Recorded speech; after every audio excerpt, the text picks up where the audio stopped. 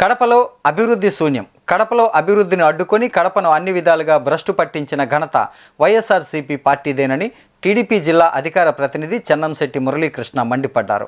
కడప రవీంద్రనగర్కు చెందిన మాజీ మండల అధ్యక్షుడు మల్లికార్జున ఈరోజు వైసీపీని వీడి టీడీపీలో చేరారు.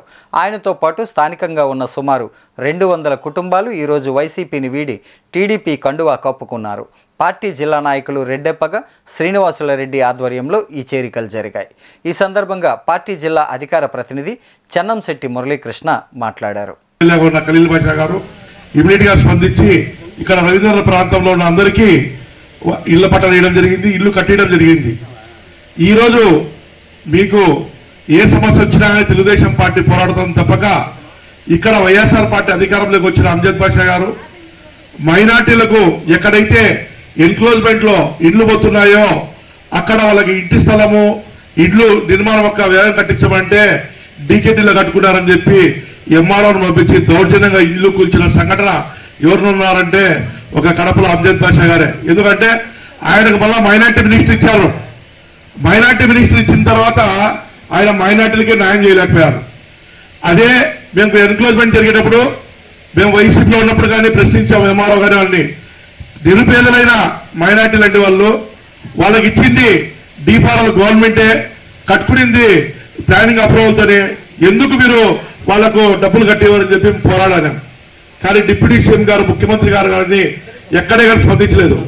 అలాగే ఈరోజు మీరు చూస్తున్నారు, గతంలో వాసు గారు 2014-19లో ఉన్నప్పుడు ఈ కడప రవీంద్రనగర్ బ్రిడ్జిని ఆ రోజు తెలుగుదేశం పార్టీ చంద్రబాబు నాయుడుతో మాట్లాడి ఇక్కడ రవీంద్రనగర్ ప్రజలకు ఇబ్బంది ఉందని చెప్పి ఆయన శాంక్షన్ చేయించుకుని ఓపెనింగ్ చేయడం జరిగింది. ఈరోజు చూసిన మంచినీటి సమస్య ఉంది.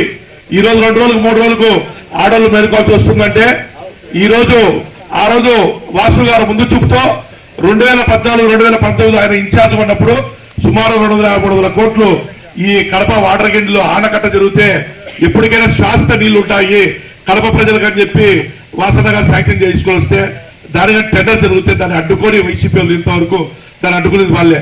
ఈరోజు మంచి నీటి సమస్య రావడం కారణం కానీ వైసీపీ నాయకులే.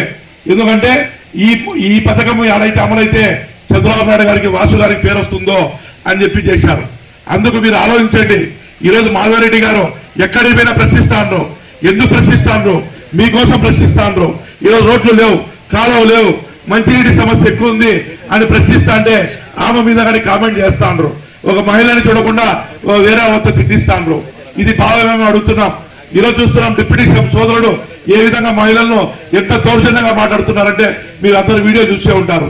ఈ రోజు వాళ్ళకి మహిళలన్నా లేదు. ఈరోజు చూస్తున్నాం ఇక్కడ రవీంద్రనగర్ ప్రాంతం అంతా నిరుపేదలైన వాళ్ళంతా ఎక్కువ పనులు పోయే వాళ్ళే.